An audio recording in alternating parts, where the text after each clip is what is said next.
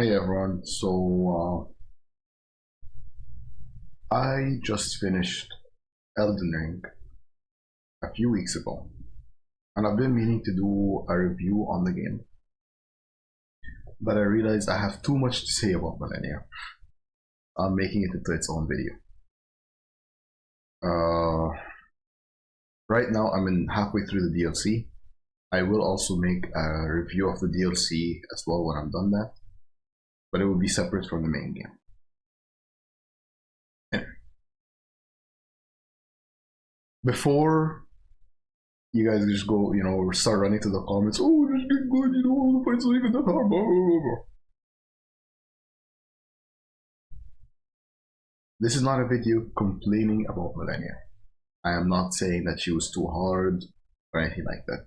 I've fought harder bosses in other games. I actually think Malenia has the potential, could have been the best boss, FromSoft boss, outside of Sekiro. Almost. It just had one minor flaw. And also, I wanted to clarify, going into the fight, because I don't look at wikis or guides or anything like that. And so I was treating it the same way I treated Dark Souls 1, 2, and 3, Bloodborne, where I was thinking about the soft cap being 30. And so that's how I've done the other games.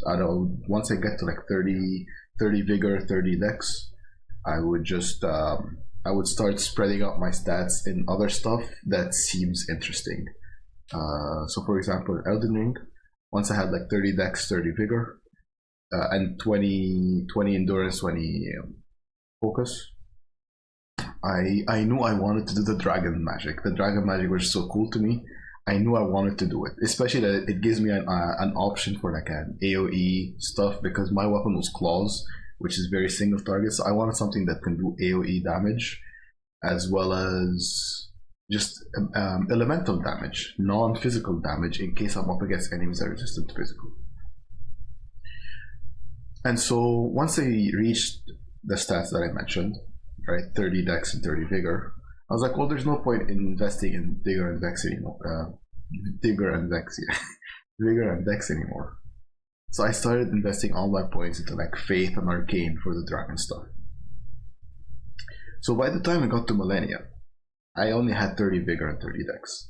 Now, it was actually only a few days ago when I realized in the DLC that I'm like, everything's one-shotting me, that I ended up searching the stats and how they work, and I realized that the diminishing returns actually started at 40, not 30, and that apparently by the time I fought Malenia, I was supposed to have 60 vigor. I only had 30, so that explains why she was one-shotting me all the time. I don't think I would have struggled that much with the fight if I actually had the proper amount of health. Anyway, to get to actually talking about Malenia. So, everything about this fight I felt was incredible. It was fast-paced. I thought, especially the lifesteal was a clever design. I wish this was something that FromSoft did with more bosses, because the idea of her having a small amount of health, like a very low health pool, but making up for her low health with lifesteal, encourages players to be aggressive, and that's what makes it so good. So, because if you're more aggressive, if you're doing more damage, the fight will end faster regardless, but the less you get hit, the faster the fight ends, because she's going to heal, and the more you get hit, the longer the fight will take. And so it encourages you to, and so it becomes a purely skill-based fight. She's not just a sponge that you keep hitting for 2 hours until eventually you get hit by this one-shot move or whatever. She actually dies pretty fast as long as you don't get hit. I think this is a very clever design. I wish FromSoft did this with more bosses. Also, as usual, the very fast, combo heavy bosses are usually the most fun. Walter Sullivan, Nameless King, etc., etc.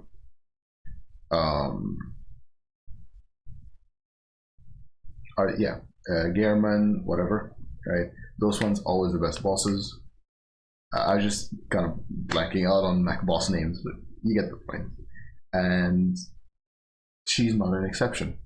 She's again, I think when it comes to that aspect, she's the best boss outside of Sekiro from FromSoft.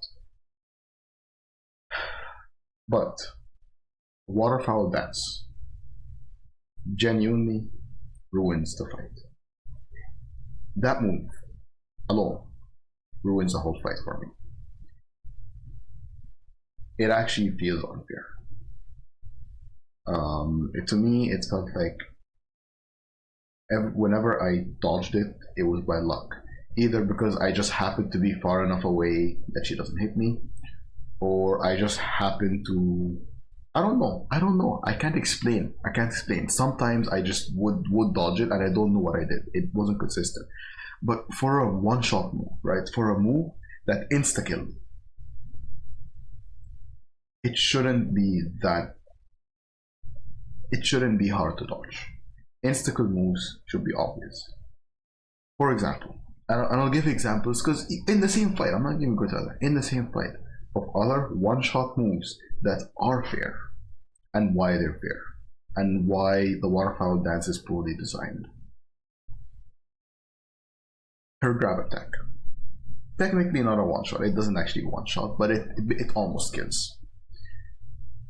Grabs, like every grab, it has a clear telegraph. So actually, before I get into examples, I guess I should lay out the things that make an attack good.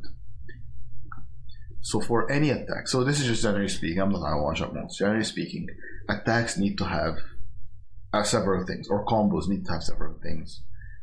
One is a telegraph, a clear telegraph that this is the attack that's going to happen. Two, a clear way to dodge it. For example, if you see there a thrust, you dodge to the side. If you see a grab, if it's going to be like more of like a hug type, you dodge back. If it's going to be like Malenia's where she's dashing forward, you dodge to the side or dodge into her, make her miss the grab. If it's going to be a big explosion, you run, you get distance. There's always a clear way to dodge. 3, a punishing window. After the attack or combo is done, there needs to be a small kind of like a couple seconds of downtime where you can get some hits in on the boss. Those are the 3 criteria that make a good attack, a well-designed attack. And the more dangerous the attack, the more important each of these are. The more dangerous the attack, the longer. Oh, sorry, I forgot a 4th criteria: a wind up. A wind up time to give you a chance to react to it.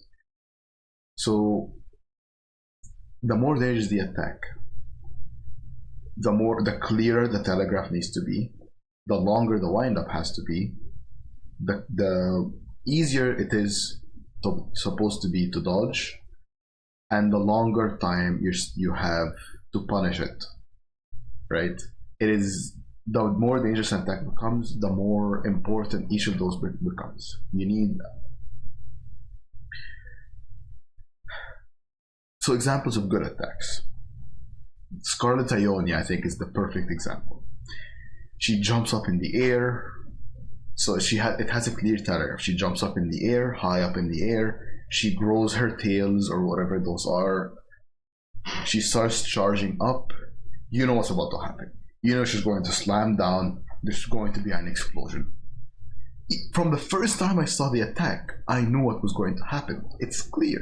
You can tell a charge up like that is going to have an explosion. I was prepared for it. The first time it happened, I dodged it without knowing what would happen. That is a well-designed attack. It had a clear telegraph, a clear dodge. It had about 5 seconds of wind up, giving you more than enough time to heal up if you need to. I would, every single time she does it, I would heal up and then still have time to dodge after healing. Right? And then after the attack is done, she has that bit of downtime. Now, you can't go in right away because you need to wait for it to die down, but it gives you a chance to heal if you need to heal, to apply like a resin. In my case, it was like frost. Or any buffs or whatever that you need to apply. It gives you a chance for that, and then you can go in and you have another like 3 or 4 seconds to do damage. That is the perfect example of a one-shot move, right? It has everything that it needs to. Another great example is her clone move in the second phase. When she goes up in the air and she starts sending out her clones after you. This is an example of more of a combo than one attack, but it's same criteria, right? She jumps up and she has like she jumps up and she starts like, she holds her sword a certain way. I don't know how to explain it. And then you see the clone spawns and then the clone attacks. So you know what's going to happen. You know she's launching a bunch of clones at you. So now you start dodging. You dodge, dodge, dodge, dodge, dodge. And then you see her start charging her last attack. You get ready to dodge the last attack. And then she has a few seconds of downtime where you can go hit her after that. Right? Again, you get a few seconds of wind up to... It's not as long of a wind up because it's not as dangerous. It's not like a big one-shot move. It's more of a combo. So instead of just having a wind up before the combo, you instead have wind up before every attack of the combo, kind of. But the point stands. There is a wind up. There's a telegraph. There's a clear way to dodge, and there's a downtime where you can punish the attack afterwards, or the combo. Another example is the next examples are not quite as dangerous attacks, but they still follow the same criteria. Her thrust, right?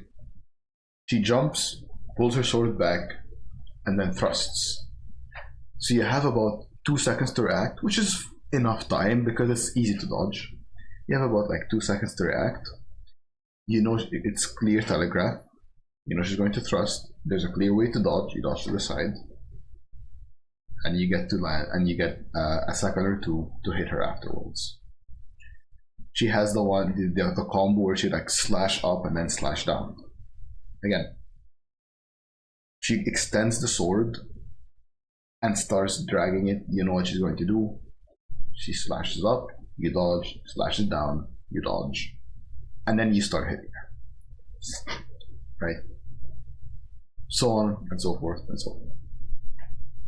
That's how a good attack is designed. Waterfowl Dance does not give you nearly enough of any of these 4 criteria to be considered a good move. It only has about a 2-second wind up or a 3-second wind up. For an attack that dangerous, that's not enough. It is just as dangerous as Scarlet Ionia, and as a result, it's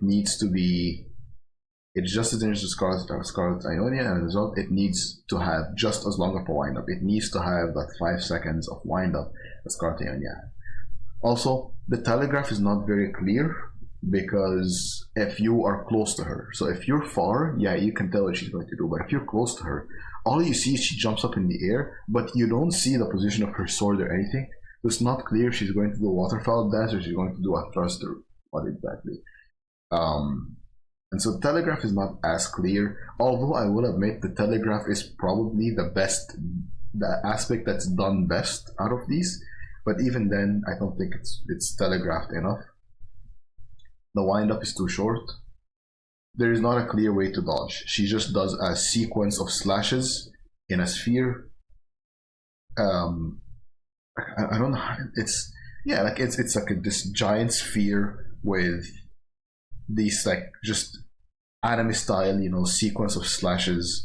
If you get hit once, you're dead because you get hit once, you're staggered, and then you get hit by all the other slashes, and then she heals up like half her health after that. But anyway, I'm getting sidetracked. There's not a clear way to dodge for an attack that's so dangerous. Every time I dodged it, it felt like it was complete luck. And finally, it has the same downtime as all her other combos. That doesn't that doesn't sit right with me. This combo is way more dangerous. It should have a longer downtime. If you survive the Waterfowl Dance, she should have like 5 to 10 seconds of downtime where you just hit her for free.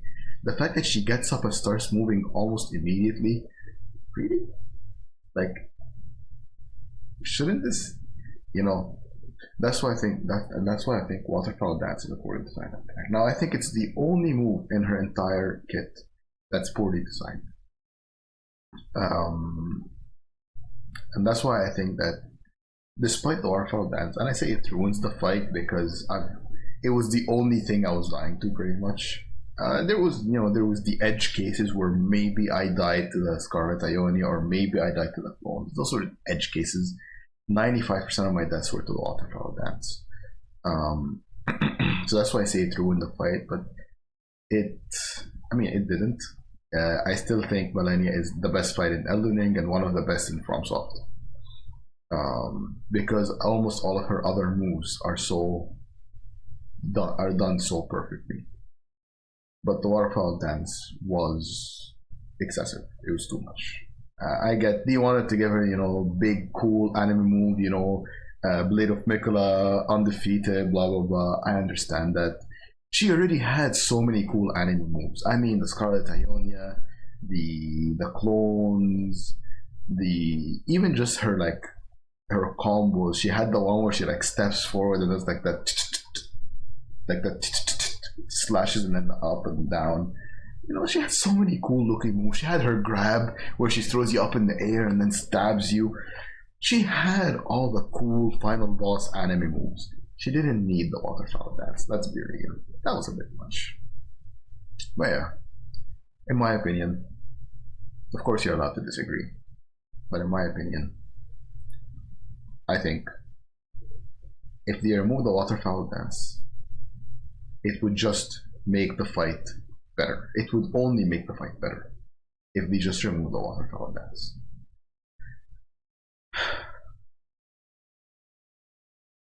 Yeah. I kind of wish I had it recorded to show my footage, my fight against her. But I'm playing Elden Ring on the PS5, and I don't have the capabilities. I am not nearly big enough to have a whole setup for my PS5. So unfortunately, anything I play on the PS5 will just have to remain off camera.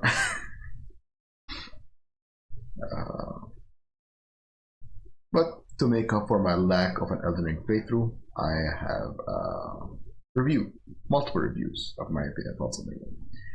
So yeah. Let me know what you think down in the comments. Please keep it respectful. If you enjoyed the video, don't forget to like and subscribe. And I am going to have the full game review where I amend. You'll be happy to hear I amend some of the things I say in my mid-game review. It'll be coming out soon as well. Yeah, we're gonna have for that. That's gonna be for the day. Take care.